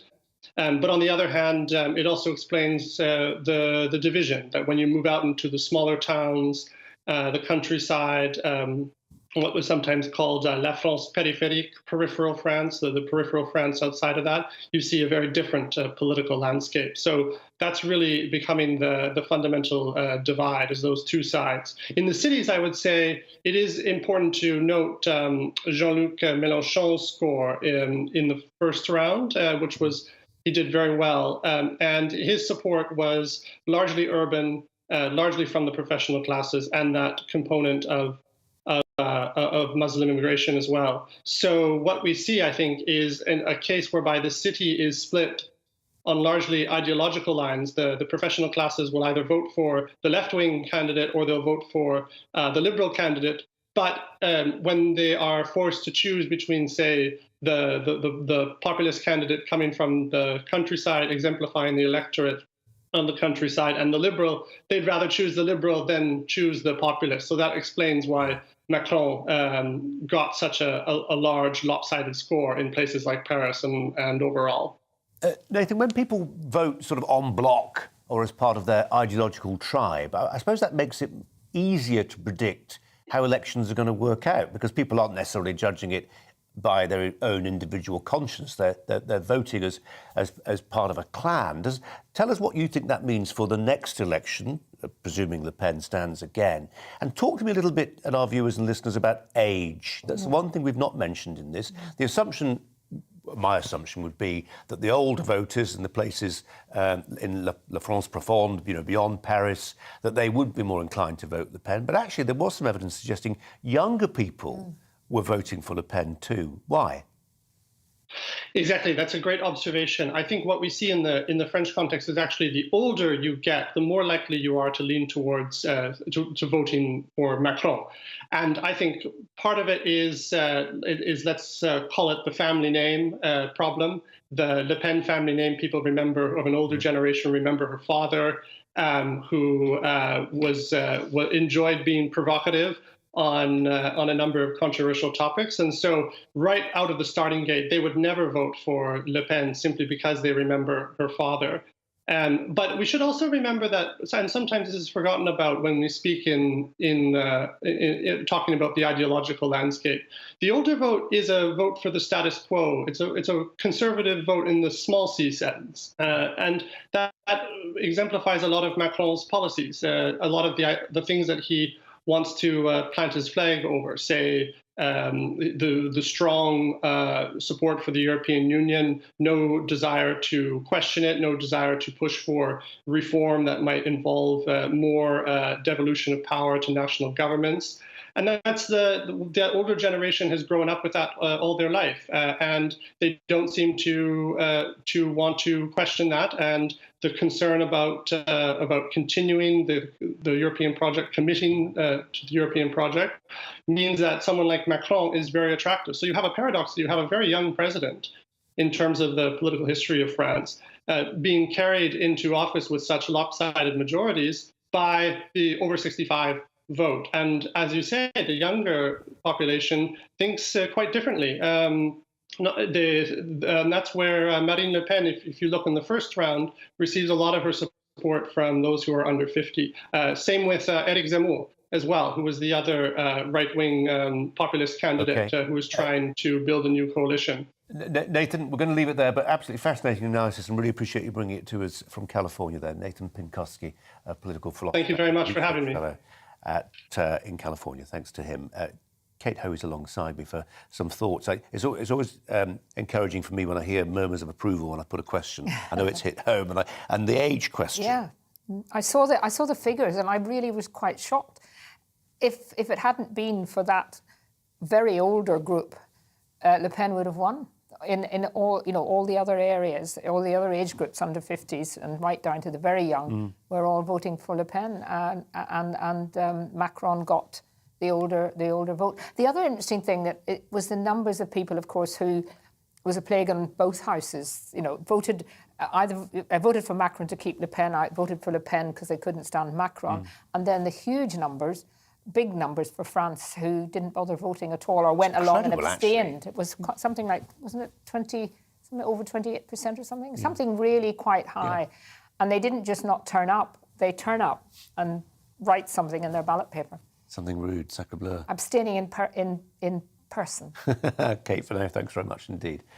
Coming up, we're going to be reflecting on all the stories today, including those hordes of shadowy figures in black cloaks and studded belts who've descended on a Yorkshire resort. We'll explain why. It's quite a subculture and one we're going to try and reflect for you. First, a short break. Join me, Nana Akweer, on Fridays, Saturdays and Sunday afternoons here on GB News. Expect fiery debate and passionate discussion as my panel and I take on some of the top stories hitting the headlines. You can look up the statistics. No, you look it up. I hug everyone. We learn from it and try and move on. That's it. Opinion is at the heart of the show. It's a place for open and frank conversation, but without the fear of cancellation. So join me here on GB News on Friday, Saturday and Sunday afternoons between 4 and 6 p.m.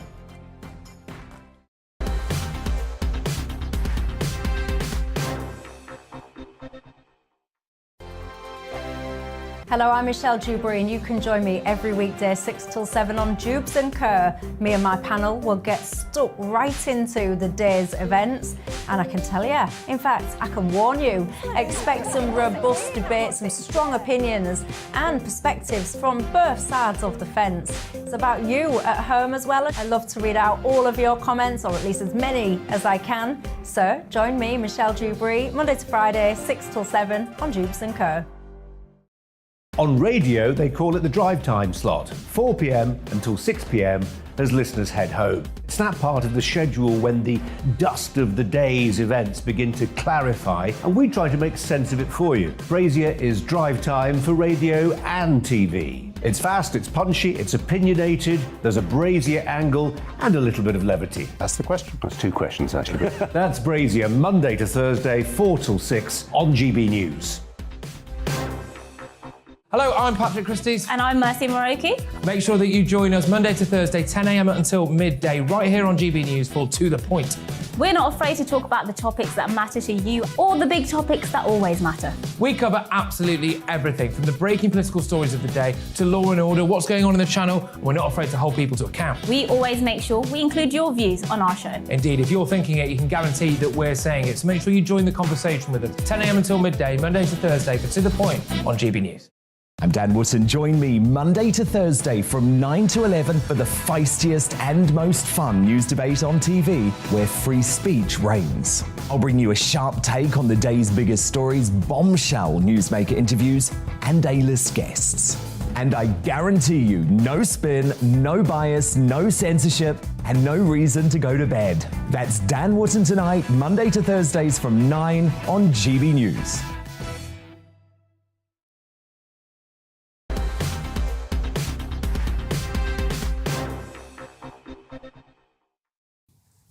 "26 minutes past 5. A question, another one. What is it about the Brits, we Brits, which inclines towards the invention of new traditions, often revolving around dressing up? I ask this in light of the weekend just gone in Whitby. It's become the setting for a biannual gathering of goths.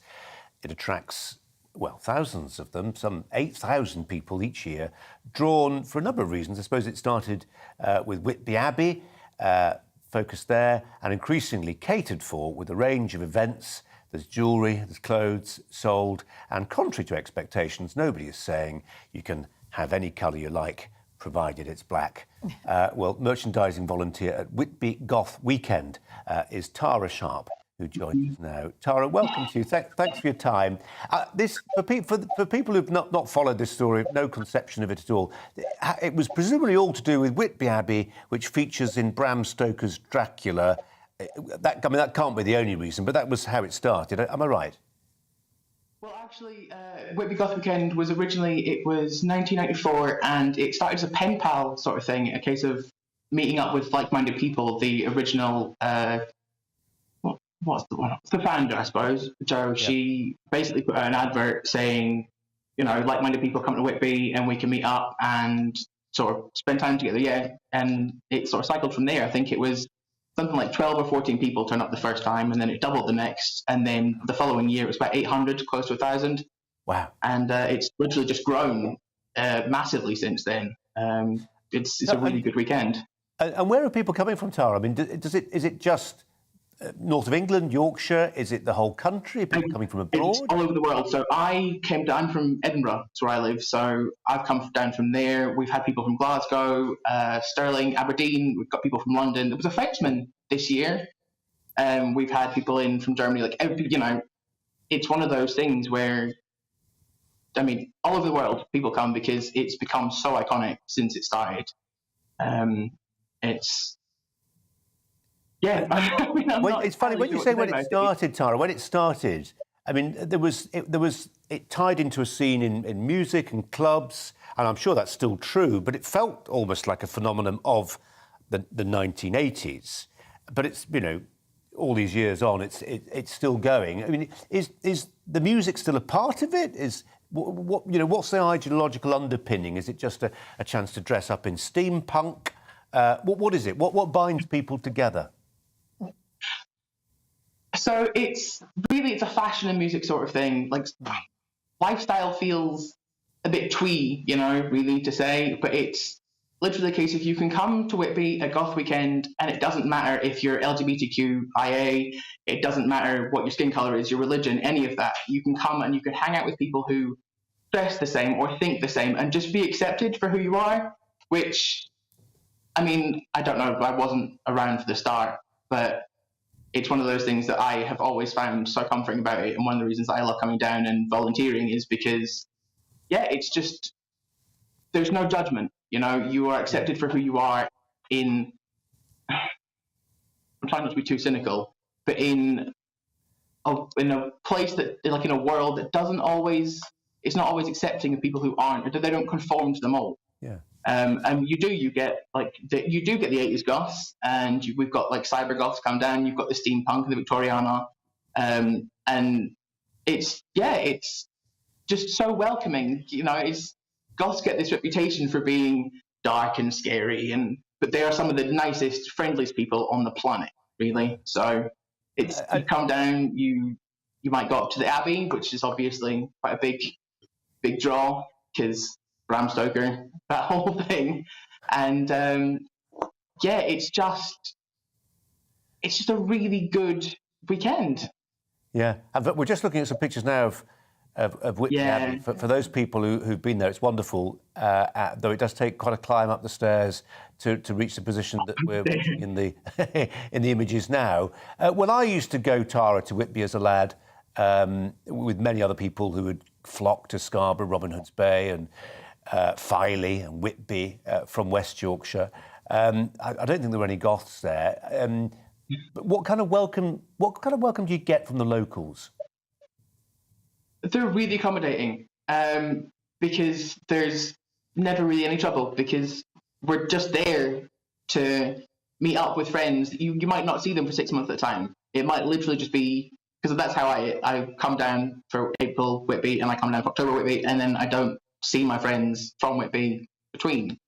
It's just it's relaxed. It's just, you want to go out, you want to go up to the Abbey and take photos, or go for the walk on the pier. It's always quite. It's strange because you'll see, especially like the Victoriana and the steampunk, and they're wandering along eating mint chocolate ice cream, and the locals love it. It's a massive, obviously, boost for the tourist industry because, I mean, the food here is fantastic. You know, fish and chips, Whitby. You know, so. I've never had any problems with another plug. We've given Whitby enough of it. We've bigged up Whitby for one afternoon, that's for sure. Tara Sharp, nice of you to join us. Thanks ever so much. Kate Hoey's alongside me. Whitby's lovely, isn't it? It sounds lovely. I mean, I'm all in favour of people having a nice weekend somewhere like that, and peaceful and clearly. But it's an interesting subculture, isn't it? It is, and goth very few people probably know very much about it. And I have to say, I don't know. I know I've met one or two goths, and I've always just thought, I wondered why they dress in black and why they. So I don't really know much about it. Well, I thought something that Tara said there, which absolutely rang true, was that idea that there's something quite knowing and darkly comic about it. That actually, we're looking. Here's the pale, makeup and terribly glum, but actually, very often, these are people with quite a good sense of humour, and there's a sort of knowing quality to it. Yes, and they obviously want to be different, but at the same time, clearly welcoming to other people to come and join them. And I'm sure the tourism industry up there probably does quite well from their weekend. Kate. And all the people who've just seen it now and will want to go. Kate Fano, thanks very much indeed. Coming up, we'll bring you the latest news. Stand by.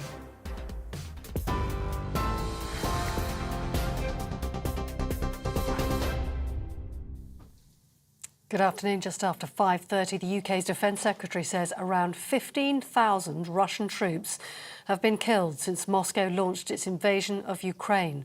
Ben Wallace made the announcement as he confirmed Britain will send a small number of armoured vehicles fitted with launchers for anti-air missiles to the war-torn country. Police say 4 people stabbed to death in south-east London were a man and a woman in their 60s and 2 women in their 30s and 40s. They were discovered by officers at a property in Bermondsey in the early hours of the morning. A man in his late 20s has been arrested on suspicion of murder. The Speaker of the House of Commons has requested a meeting with the editor of the Mail on Sunday after publishing what some are calling misogynistic claims about the Labour Deputy Leader Angela Rayner. The newspaper reported comments by an unnamed Tory MP that she tried to distract Boris Johnson in the Commons by crossing her legs. Press regulator Ipsos says it's received 5,500 complaints so far about the article. And a manuscript by the novelist Charlotte Brontë will return to her home in Yorkshire after a charity bought it for just under £1 million.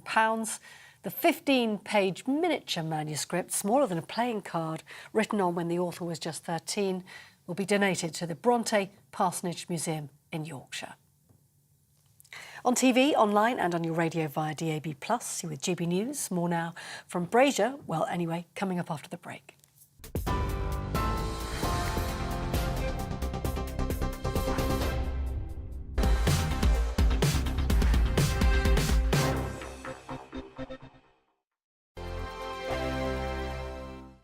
Hello, I'm Michelle Dewberry and you can join me every weekday 6 till 7 on Jubes and Kerr. Me and my panel will get stuck right into the day's events, and I can tell you, in fact, I can warn you, expect some robust debate, some strong opinions and perspectives from both sides of the fence. It's about you at home as well. I love to read out all of your comments, or at least as many as I can. So join me, Michelle Dewberry, Monday to Friday, 6 till 7 on Jubes and Kerr. On radio, they call it the drive time slot, 4 p.m. until 6 p.m. as listeners head home. It's that part of the schedule when the dust of the day's events begin to clarify, and we try to make sense of it for you. Brazier is drive time for radio and TV. It's fast, it's punchy, it's opinionated, there's a Brazier angle and a little bit of levity. That's the question. That's two questions, actually. That's Brazier, Monday to Thursday, 4 till 6 on GB News. Hello, I'm Patrick Christie's. And I'm Mercy Moroki. Make sure that you join us Monday to Thursday, 10 a.m. until midday, right here on GB News for To The Point. We're not afraid to talk about the topics that matter to you, or the big topics that always matter. We cover absolutely everything, from the breaking political stories of the day to law and order, what's going on in the channel. We're not afraid to hold people to account. We always make sure we include your views on our show. Indeed, if you're thinking it, you can guarantee that we're saying it. So make sure you join the conversation with us, 10 a.m. until midday, Monday to Thursday, for To The Point on GB News. I'm Dan Wootton. Join me Monday to Thursday from 9 to 11 for the feistiest and most fun news debate on TV, where free speech reigns. I'll bring you a sharp take on the day's biggest stories, bombshell newsmaker interviews, and A-list guests. And I guarantee you, no spin, no bias, no censorship, and no reason to go to bed. That's Dan Wootton tonight, Monday to Thursdays from 9 on GB News.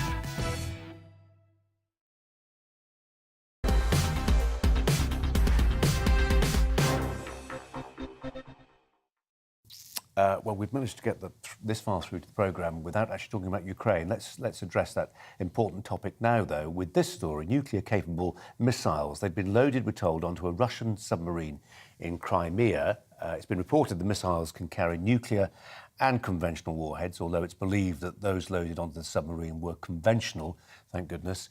It's been reported that the loading of the submarine took place ahead of a mission in the Black Sea. Let's turn to Major General Chip Chapman, former head of counter-terrorism at the Ministry of Defence and a regular contributor here. Chip Chapman, welcome to you. I read a different story, actually, today about, I think, Iskander missiles, land-based missiles. It adds up to the same thing, that the menace we've sensed before, that a desperate regime, maybe with its back against the wall militarily, with the Ukrainians not folding in the way they anticipated, may default to using tactical nuclear weapons. What a dreadful euphemism that is. Yeah, well, firstly, you have to say that the Russians have already used 1,700 missiles. There is a sort of war of the missiles which has already gone on, and that includes Iskander missiles and Caliber missiles, but in a conventional role.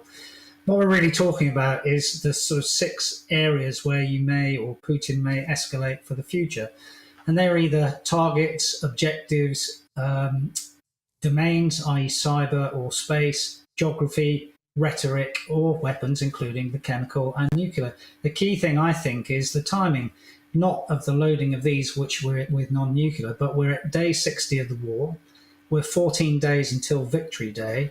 Putin probably needs to show to either his army and his people, because things have not gone well across the whole of the Russian campaign, that he can achieve some strategic victories. And wars are fought for political objectives, and he needs to try, from his perspective, to compel the Ukrainians to his will.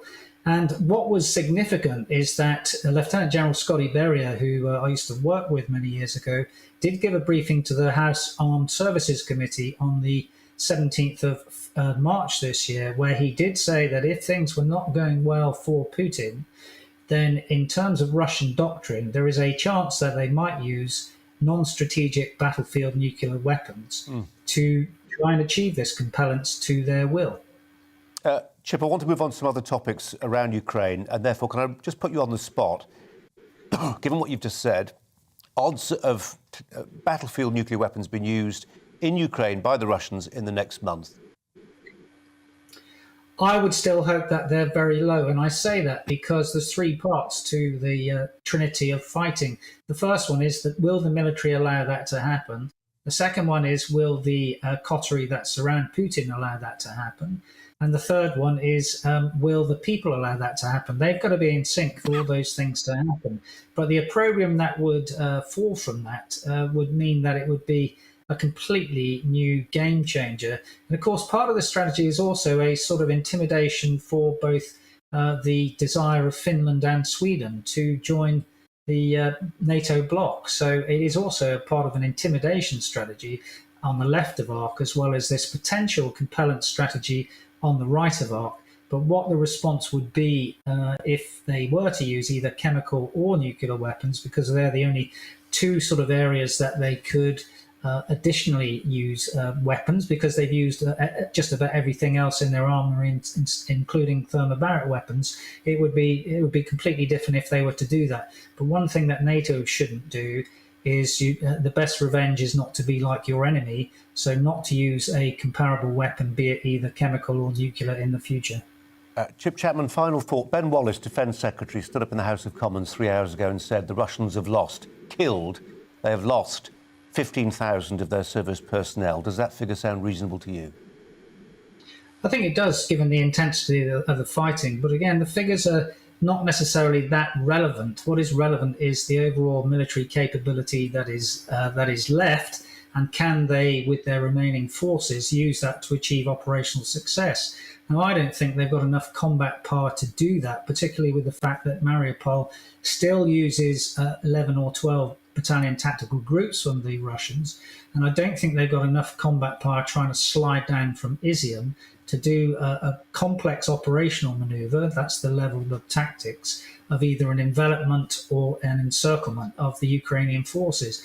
And each day, it seems to me, the Russians do get weaker and the Ukrainians get stronger with the amount of equipment that is being given to them by the alliance. I mean, over the weekend, I think what was very relevant is that this notion that the Ukrainians now have more tanks in the theatre of war than the Russians. Wow. And they're using their own missiles to hit targets, oil supply depots in Russia. They're taking the fight to Russia itself, aren't they? Chip Chapman, appreciate your time as ever. Thanks very much indeed. Jacob Rees-Mogg, the Minister for Brexit Opportunities and Government Efficiency, has come under fire recently for going around Whitehall offices, not for that, but for leaving notes on vacant desks. And the notes read, sorry you were out when I visited. I look forward to seeing you in the office very soon. Needless, or does he have a point? In an exclusive with GBNews, Mr Rees-Mogg explained he was also trying to streamline what he described as, quote, bloated services like the agency which issues driving licences, the DVLA. There's certainly a place for working from home. It works in some instances. But I know that people are having difficulties getting government services, that getting driving licences from DVLA, there's a delay with some passports. We need people whose jobs are dependent on being in the office, back in the office. That the rest of the country is getting back to normal, and I'm encouraging the civil service to do the same. Well, Professor James Woodhousen from London South Bank University joins me here. And I think I can hear your phone going off, Kate Hoey. Is that it's just stopped? No? James, your phone? No? It's not my phone. That's all I know. The civil service, should they be trying harder? Yes, I think so. The Home Office, not fit for purpose, always lets in who should not be let in, always keeps out those who should be let in. I think large parts of the civil service, I'm thinking of HMRC, DWP. Do we ever hear really convincingly from communities and local government? Are they still called that? Have they had a new logo recently?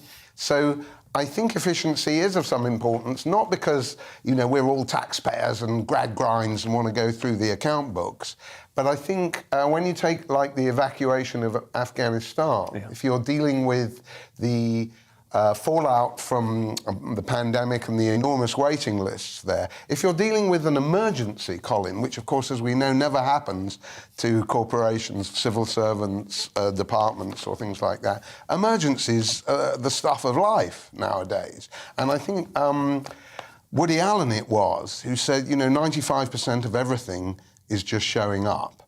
And in an emergency, you can't do it by Zoom.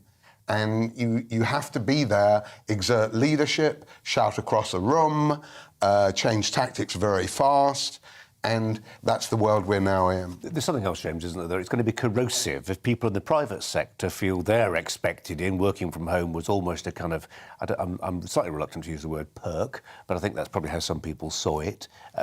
OK, I can hear people tapping away their emails right now. It wasn't. The country was in a national crisis. We get it. But that was then. This is now. We want people back in the office, whether that's the private sector or the public sector. And there is now an emerging difference of approach between those two entities. Well, yes, that's true. But I think we need to remember that even in a whole stockade of working from homers, it's called Brighton, where I went to university, you know, the maximum extent during the pandemic of working from home was about 10%. Now, no doubt it will ratchet up from the pre-pandemic years, and it was already building up in the pre-pandemic years, but it's vastly overrated by all of these personal anecdotes from people who do have, you know, the space to swing a cat, as the First Division Association, that nicely democratically named trade union that protested Rees-Mogg. If you've got the space at home, then working from home is just fine. But for many people, it's not. Kate Ho, it's not just about emergencies, is it? I mean, it's the prosaic stuff. It's the bread and butter stuff of government. If you send off your licence to be endorsed because you've been speeding, or your teenage daughter wants a provisional licence so they can start driving lessons, and the DVLA are incapable of processing things in the way they once did because nobody's in the office, then you get upset. Yes, and of course, during the COVID, I mean, people did have to work from home. There was quite an element of that. But, I mean, I don't understand now why the permanent secretaries of these departments are not simply saying, you must be back. Of course, most departments, sometimes people have a day when they work from home or they have particular flexibility. But, you know, it's not fair because the vast majority of people, if you work on you know, a Sainsbury's counter, you can't work from home. If you're working, you know, in a school, you can't work from home. And also, I always think, particularly in London and in any of the big cities, you know, the little cafes that were set up to deal with all these workforce who were going to be coming out for lunch or get their coffee in the morning, many of them have just not getting the trade. And I genuinely don't understand now why we're not getting back to a situation where people, on the whole, are at work, in work. And what we're seeing now, very importantly, is more and more they're using it as an excuse to make everyone do everything online. You can never get a person on the phone. Yeah. You know, you can spend hours trying to speak to a person at BT or at whatever organised. That's even the private sector. Yes. So what's it like in the public sector? And that's not fair on elderly people or people who don't have social media. In terms of what's not fair, surely it's not fair, James, for people to claim a London waiting when they're living in Brighton. Well, you know, Brighton is a bit of a part of London, but I wouldn't go as far as to claim a London waiting. If I may, Colin, I think there's three other defects that we have to remember about working from home, in general, private sector and public sector. First of all, your utilities costs are going to rise, a not incidental matter, given the coming autumn. Second of all, you're more vulnerable to hacking there. We needn't go to the Russians for that. Mm-hmm. And thirdly, and most importantly, you're more vulnerable to supervision by the manager of your personal life, of your health, of your lunch breaks, of your cat, of your family members. Before I came on, and yet, I was reading a story before I came on, a council in Hampshire saying, actually, you know what, guys, you stay working from home, it's really good for your mental health. Well, sure it is. I mean, we can make an argument for working being good for your mental health, bad for your mental health. But again, I come back to the fact that this determination has been made for people who are, enjoying the largesse of your taxpayers' cash, mine and Kate's too. That's the distinction. Yes, well, if working from home really was that much more productive, we have a productivity crisis in this country. And if you could convince me, not by personal anecdote, I'm so much more productive at home. Yeah. I don't have to go through the commute. It's not the manager's fault that British public transport and road networks are in a mess, right? It's not the manager's fault that it's quite nice to save on childcare costs by staying at home. But none of that is going to make a more productive civil service. It's going to be more leisurely. It's going to be more like the Great Resignation in America, where absenteeism or, just winding down generally, downshifting it was called decades ago. That's very much the tone of the times, precisely when the world events compel upon us to be realistic, to work hard, to be disciplined. If you want to go on strike, go into work and strike. That's my position. Don't malinger at home and say, I don't like Boris. I'm going to do my bit for the Liberal Democrats or for the Labour cause, right? If you want to make a difference with the employers... It's my job to peddle the stereostereotypes. Sorry? Not yours, but you're very welcome. Forgive me. I work from home. Have a look at the poll. Slightly tongue-in-cheek. Can we show you on screen? I hope so. If we can't, I'll tell you what it says. Civil servants are seemingly reluctant to go back to the office. We asked why. Improved productivity, 10% of you said it was that. Free childcare, 13%. Who'll feed the cat? 28%. No commuting bills, 47.9%. James Woodhousen, thanks so much for coming in. Appreciate it. Do so again. Thanks a lot. By now, the housing market should be showing signs of decline. Mortgage rates are rising. The cost of living crisis means there's less money to spend. But instead of a crash, there's a fresh spike in property prices. For the third month in a row, the average house price has hit a record high. According to the website, Rightmove, it's now above £360,000. Average prices have risen by almost £20,000 since February alone. Why is it happening? Why is it happening on this scale? Let's turn to property expert and co-founder at Proper PR, Russell Quirk. And who's there, as you see. Russell, thanks for your time. Appreciate it. This is going against expectations. Why do you think that is? I think it's a number of things. I think, even though we've obviously seen interest rates rise over the last weeks and months, interest rates and therefore mortgage rates are still pretty palatable, certainly compared to what they were a number of years ago. Most of us can still remember the hideous time that we all had back in the early 90s, mid-90s, when interest rates and mortgage rates were kind of anything between 10 and 15%. So relatively speaking, money is cheap. So that's probably the main thing that's fueling the housing market. But I think also we're seeing this continuation of momentum from last year, which was one of the, if not the best property market that this country has ever seen, both in terms of price rises and also in terms of transaction volumes. I think we're seeing the kind of continuing kind of run out of that. I do think we're starting to see a slight slowdown, and the Rightmove numbers, despite the fact that they're pretty heady, and the fact that, would you believe, as the numbers kind of indicate, Colin, that actually housing is now making more money than people. And when I say that, you look at the average price versus what that growth is. So typically about 9.9% annual increase in property prices means that as we sit here now, the Rightmove numbers say that the average house price is $360,000. Well, that means that house prices are going up by £36,000 per annum. Wow. Generally, the national average wages, that people don't earn as much as that. So, yeah, pretty heady. But I do think that given the cost of living crisis, which, of course, is all we seem to be talking about now, that has to come off a little in the coming weeks and months. And when it does, Russell, I mean, as you say, momentum slowing, momentum usually comes to an end, and it's how it stops. Does it stop with a crash? Is it a case of a correction? Or is it a full-blown crash? I mean, that's what people are really thinking. Yes, it's nice to have extra cash, notionally tied up in the house, but will they suddenly become a lot poorer on paper, or a little bit poorer, or broadly the same?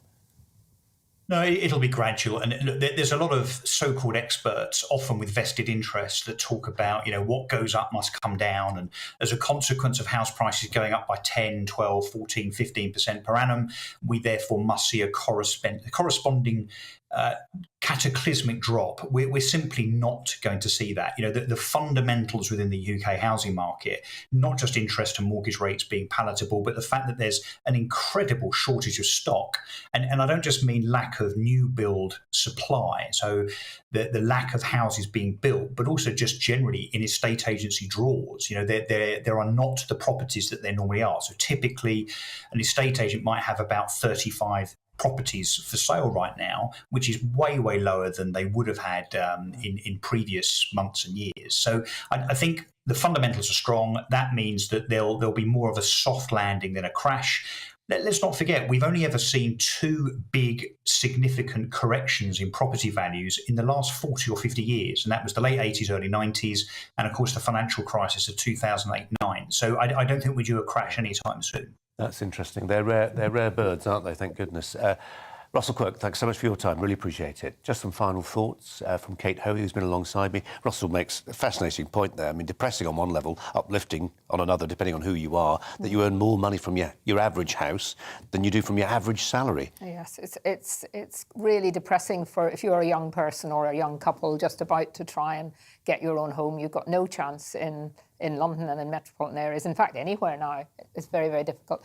And, I was thinking earlier about talking about the civil service and all these offices that are sitting with hardly anyone working. Maybe government should actually look at turning some of those offices, if they're not going to send people back to work, into nice rented accommodation or even selling them. You love the countryside. In 10 seconds, would you new towns, would you just build? Where no, do you stand? Because I think there's a lot of brownfield sites that are not being built on, for all sorts of reasons. It may cost a little bit more, but that's what we have to build on first. Okay. Kate Hoey, lovely having you in. Thanks ever so much. Much more news coming up. Michelle Dewberry is next. Do stand by. Hello, this is Alex Deakin with your latest weather update from the Met Office. Not much rain around for the rest of this week. Many places seeing sunny spells by day. Temperatures around average during the day, but some cold nights ahead with a touch of frost. High pressure is dominating, keeping things dry, but around the high, the winds are coming down from the north. Hence why it is going to be on the cool side, particularly in the east, where we'll have a lot of cloud over the next few days as well. We've seen a few scattered showers today across parts of England, southern Scotland. They're fading away through the evening, most having a dry night. The cloud increasing once more, though, over northeast Scotland. Maybe a few showers here, but generally a dry night with clear skies and light winds and tumbling temperatures down to 3 or 4, even in towns and cities, which means in rural areas we will be close to freezing and a touch below in a few spots. So a chilly start to Tuesday, but generally a dry and a bright day. Certainly sunny spells across Wales, the Midlands, southern England. Clouds spilling in across Scotland, northeast England. Maybe 1 or 2 showers here through the day. Just edging further south as well. Some cloud will develop almost everywhere, but it should generally stay dry and bright across the southwest. 16, maybe 17 Celsius under the cloudy skies. Quite chilly, though, on some of those North Sea coasts, particularly where there's still a bit of a breeze blowing, so that's going to make it feel quite cold here. Any showers will fade away through Tuesday evening, so again, most places dry and clear, and just a hint of blue on the chart, so again, pockets of frost as we head into Wednesday morning. Wednesday also, for the vast majority, dry and bright, not as much cloud around. Although, again, of course, eastern England, it could be quite gloomy. And, again, that will have quite an impact on the feel of the day without any sunshine, feeling quite chilly. But with some sunnier skies further west,